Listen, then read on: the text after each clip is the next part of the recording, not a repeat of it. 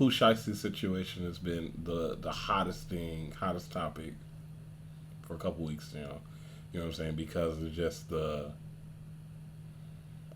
don't know, like just the drama in it. You know what I'm saying? It's just wow. You know what I'm saying?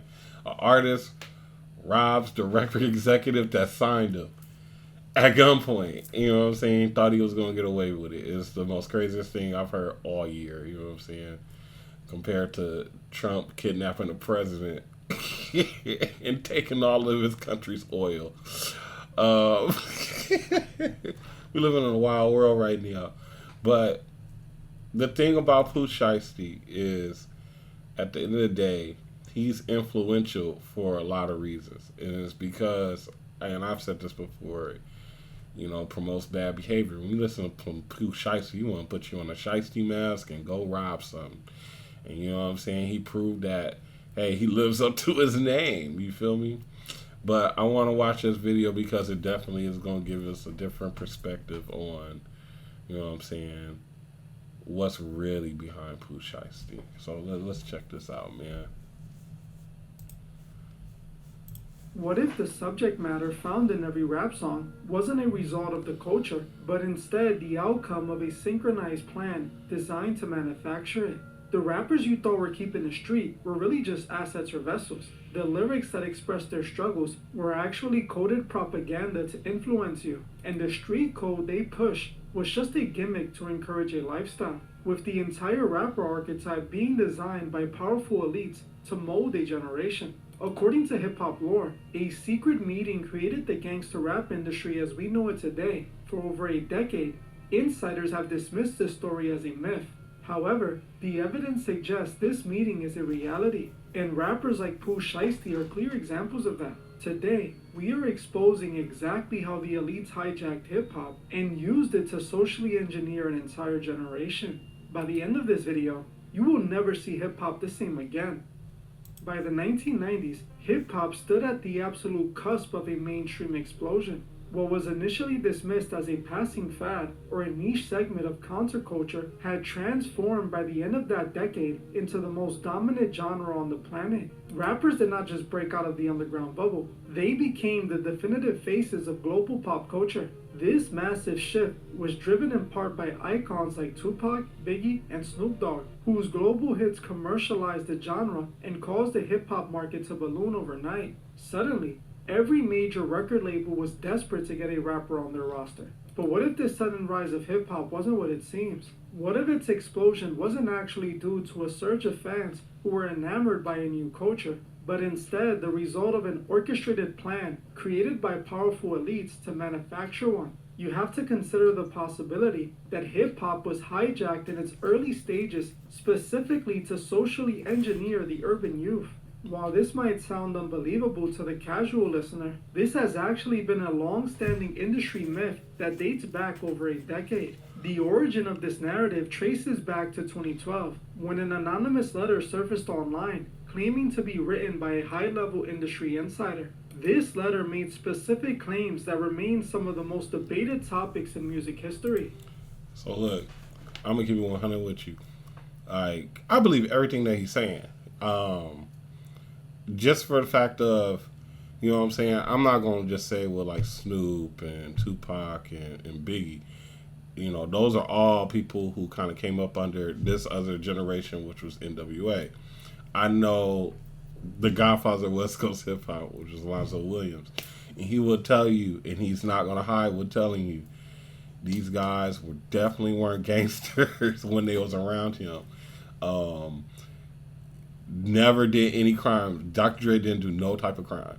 Eazy-E was a hustler, but he wasn't like that. You know what I'm saying? He was kind of like a, you know what I'm saying? It was just like a homeboy. You feel me? Like in the hood. You know what I'm saying? Hustler about some paper. You know what I'm saying? Ice Cube was mad young. You know what I'm saying? When he joined NWA, and a lot of that is just lyrics that he was just writing. You know what I'm saying? Just a great storyteller. That's why he has great movies and all types of stuff, right? You know what I'm saying? We are like deceived, and we did fall into this whole genre because at the end of the day, we just like violence. We like the gangster movies and everything like that. And these people became walking gangster movies where, you know what I'm saying, even Tupac was mostly conscious at the beginning. But what made him millions is when he went the whole gangster route. And at the end of the day, like, yeah, I can't judge you how you get your money. You know what I'm saying? It is what it is. Like, you got it playing the character, and at the end of the day, I don't think that a lot of these guys really know the effect of what they did. Because, you know, most of them just be like, well, I ain't no role model, and just play it off and be like, you know, that's your problem if you did what you did based off of my music. I get it. And I totally agree. You know what I'm saying? But people are influenced and are like, you know what I'm saying, have impressionable minds. And it's crazy that this music that was created really affected a whole generation and generations after it. Because all it did is just multiply and just got worse and worse and worse and worse. According to this anonymous writer, a secret meeting took place in the early 90s between high-powered record executives and elite businessmen. The writer claimed to be a direct witness as these figures revealed a coordinated plan to infiltrate hip-hop. The letter alleged that these elite businessmen instructed the executives to pivot their strategy and only sign gangster rappers to their labels. The stated goal was to create an entire generation of youth who were influenced by the gangster archetype. By making this lifestyle look cool and highly desirable, they intended to influence the young people watching from the sidelines. According to the letter, the motivation for molding people into gangsters was purely financial. These elite businessmen were reportedly heavily invested in the private prison industry. In their eyes, every potential gangster they created would directly result in more inmates and more money for their bottom line. For those who have followed this secret meeting story, you already know it has never been fully confirmed by the mainstream media. While several artists have come forward to say the claims are true, other industry figures deny the entire event and dismiss it as complete nonsense. However, a new voice recently emerged to provide what I believe is the missing piece of the puzzle. Syndicated radio host Larry Gators claims that this meeting did in fact take place, but he went a step further than the anonymous letter. Unlike the original source, Larry had no issues naming the executive who was allegedly spearheading the entire operation. Larry Gator claims that legendary music mogul Clive Davis not only hosted this secret meeting, but held it directly at his own home in Beverly Hills. Larry claims that Clive Davis was one of the primary architects behind this systemic shift in the culture. The 1995 meeting in Beverly Hills in the home of Clive Davis, and there were rappers there from all over the country. They were invited to the home of Clive Davis, along with members of the CIA, FBI, which they didn't understand why the government said, including many directors and CEOs of the private prisons throughout the United States was at that meeting in the mansion of Clive Davis. And they were telling these rappers, you need to create songs talking about killing police, calling black women bees and hoes. You need to get more nasty so we can fill our prisons that we're building. Okay.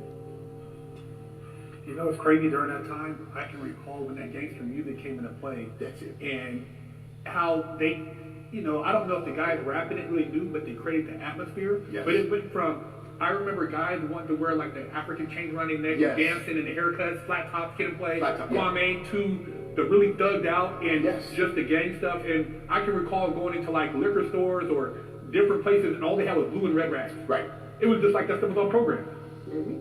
Now, you might be asking how Clive Davis could have anything to do with a gangster rap meeting in the early 90s when he wasn't even known for dealing with rappers at that time. But after you see the evidence I have uncovered, you will see exactly why Clive's involvement is not only possible, but highly likely. While most people... Now, we're going to go into it, and like I said, I believe this guy wholeheartedly. You know what I'm saying? At the end of the day, like, even the evidence, or even if he doesn't have, like, how can I say it, like, the most,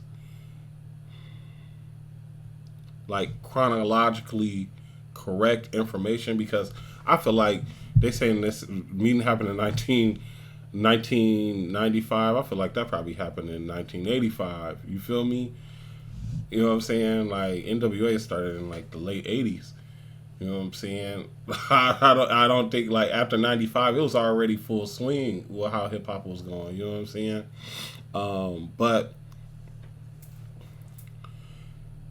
it doesn't take. I've had meetings like this with people before, where it's like you'll think so strategically about something, and it's like sometimes you'll like talk about influencing humans as if they're not humans. You know what I'm saying? It's like they cattle, and you'll be surprised. Like you can have a couple meetings, and people will do exactly what you said that was going to happen in the meeting, and you'll get your desired outcome.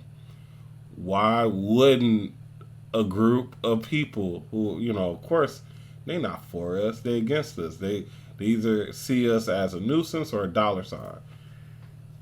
What's the best way to get the most money off of these type of people? Hey, put them in prison. You know what I'm saying? You don't know how much money you get. You know what I'm saying? Per prisoner. You know what I'm saying? How much money a prisoner actually makes compared to how much the prisoner makes. It's just slavery pretty much at the end of the day. It's really just slavery. At the end of the day, it's slavery with extra steps. It's voluntary slavery. And we live in a world where people will rather you go to jail to keep it real than, forgive. So, please, I believe the man wholeheartedly. Let's keep seeing what he's talking about. Recognized Clive Davis for his work with legendary singers like Whitney Houston. He was also the hidden hand behind the commercialization of hip-hop. Clive Davis functioned as the secret benefactor behind Bad Boy Records, the engine that launched hip-hop into mainstream dominance. Most people are unaware of the full story regarding how Davis positioned Diddy and transformed him into the mogul he is today, but that history connects directly to the secret meeting. In the early 90s, Puff had been ousted from Uptown Records by Andre Harrell. While he had just signed Biggie Smalls, he found himself with no label and no capital to turn him into a star. Then, seemingly out of nowhere, Puff secured a massive deal with Arista Records, which was headed by Clive Davis at the time. Long-standing industry rumors suggest that Puff had to go to extreme lengths, doing a little extra, to secure that deal with Clive. Many believe Davis is the architect who molded Puffy into the figure he became. If you want a deeper dive into that specific relationship, make sure to check out this video after this one. According to the official narrative, Puff convinced Clive that hip-hop was the next global phenomenon and that he could get Arista involved before the genre exploded. Clive was reportedly hesitant at first, yet Diddy somehow walked away with $15 million to fund the Bad Boy venture. This investment was staggering because, up to that point, Puff had not provided the track record to validate a $15 million risk. In the 90s, that amount was equivalent to nearly $38 million today. What rational investor risked that kind of capital on someone unproven? Diddy took that funding, and by the time Biggie passed away, he had become the face of a rapidly expanding hip-hop empire. This was the catalyst that changed hip-hop forever, turning it into the massive corporate industry we see today. If Clive Davis had not validated Diddy's vision, hip-hop likely would have never reached these heights. But the timing of this investment is incredibly telling. According to the anonymous letter, the secret meeting that restructured the genre happened in the early 90s. Around the same time, Clive Davis, a pop music executive, randomly decided to pivot into hip-hop, which was still a relatively new and unproven genre. It is alleged that Clive spearheaded the secret meeting at his own home, and he just so happens to invest heavily in hip-hop around the same exact moment this meeting reportedly took place. Clive invests in Bad Boy, which goes on to produce a roster of top-selling gangster rappers like Craig Mack and Biggie Smalls, artists who changed the genre's trajectory forever. Is this a mere coincidence, or is it the evidence that confirms the warning in that anonymous letter? This suggests that after that secret meeting, Clive went searching for the perfect vehicle to execute the plan. He found Puffy, and instead of signing a single artist, he acquired an entire roster. This explains why the narrative surrounding hip-hop shifted so aggressively in the 90s. When figures like Clive Davis provide the backing, the culture stops being underground and becomes a priority for the entire global industry. When you look at the events of the 1980s that paved the way for that infamous meeting in the 90s, the narrative becomes even more calculated. In the mid-80s, NWA emerged as hip-hop cultural icons after releasing a series of aggressive, groundbreaking hits. While tracks like Panic Zone and Boys in the Hood earned them local notoriety, the moment they dropped straight out of Compton, they were catapulted into global superstardom. This was a definitive moment that redesigned the genre and set the stage for what hip-hop would forever become. However, when you examine NWA's instant rise to fame, alongside their lack of actual street cred, they appear to be studio gangsters at best, or industry plants at worst. As most of you already know, it has been confirmed by many industry veterans that the core members of NWA were not the hardened criminals depicted in their lyrics.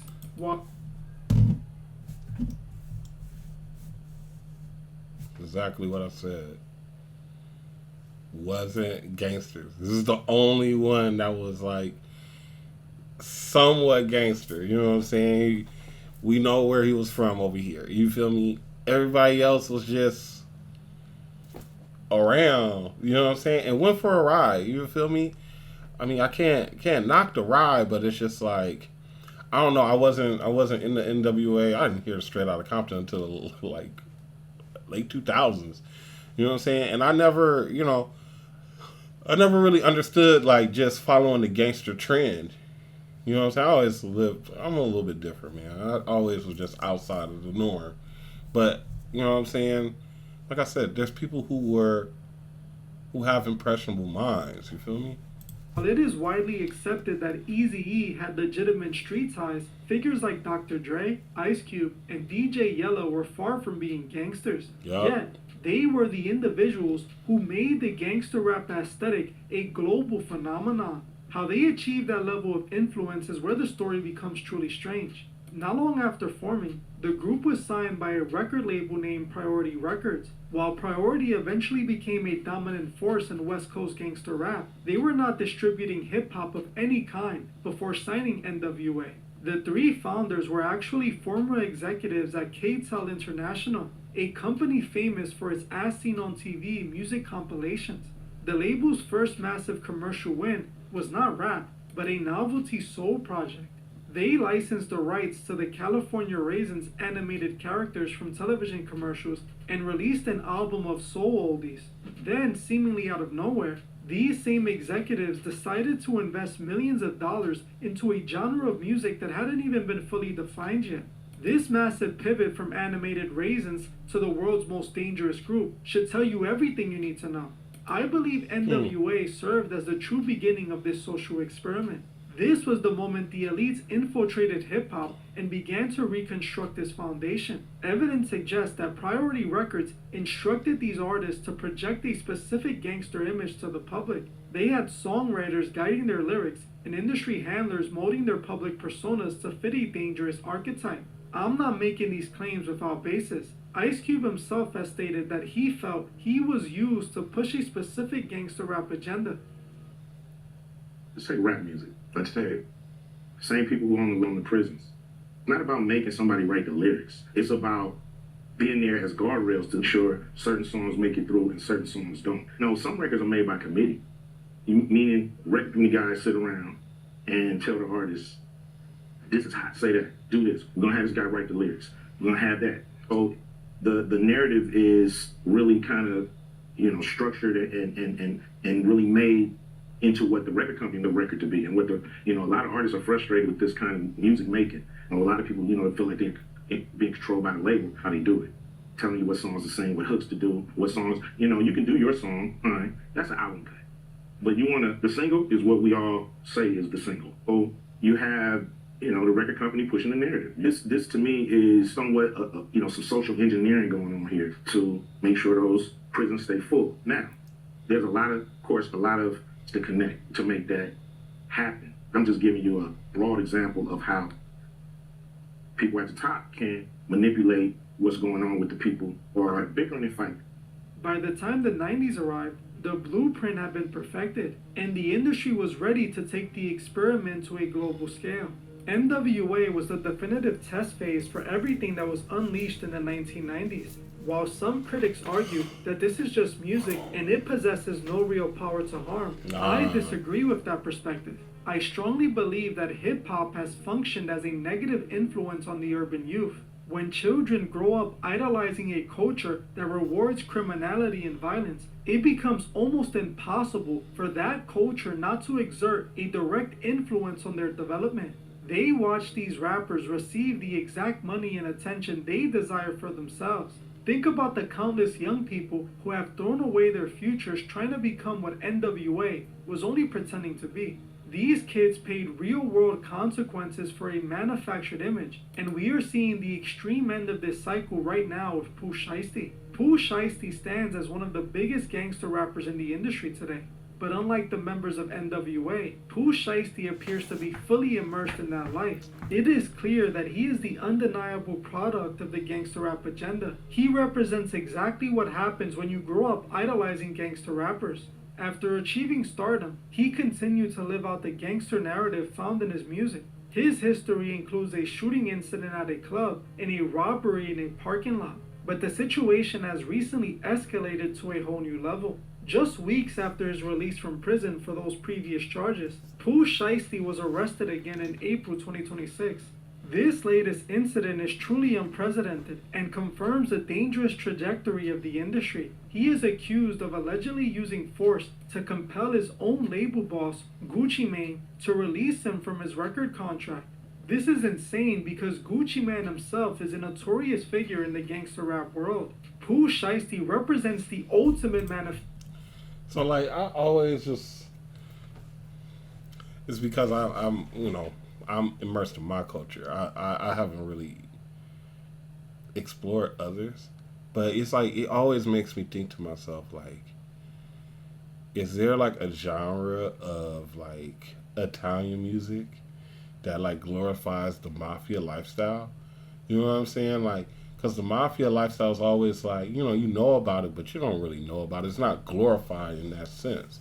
You know what I'm saying? Unless you come around those type of people, you don't really look to them, you know what I'm saying, to as like leaders or anything like that. But for us, it's like taking like mafia bosses and putting them on the screen every day, all day, every day. You know what I'm saying? And they're making songs and trying to hypnotize you with the songs. You feel me? Like, I just always think to myself, like, if there was no hip hop music, like, to promote, like, because it only, like, pretty much, like, a hip hop artist usually is just like the personification of a drug dealer. That's just how a drug dealer dresses. That's how a drug dealer acts. They do things that drug dealers do, which is really like one of the lower class citizens in the community when you really think about it. It's just somebody who poisons the community and spends their money frivolously because you never know, like, when you don't have it anymore. You know what I'm saying? It's a real short time span that you can have being a drug dealer. So it's just like, boom, it's the same thing in the music industry. It's just, boom, this is what they promote, this is what they promote. So, that's just my question. It's just like, if it was no hip-hop industry how it is right now, where would we be as a people? Will we be further? Manifestation of what this genre was designed to create. He is the final iteration of the gangster rap archetype, an individual who will likely influence an entire generation to crash out in the exact same way. When you look at the financial connections between the music industry and the biggest investment firms, you start to see a direct line from the music industry to the private prison industry. Many of the biggest investment firms are directly invested in both the music business and the private prison business.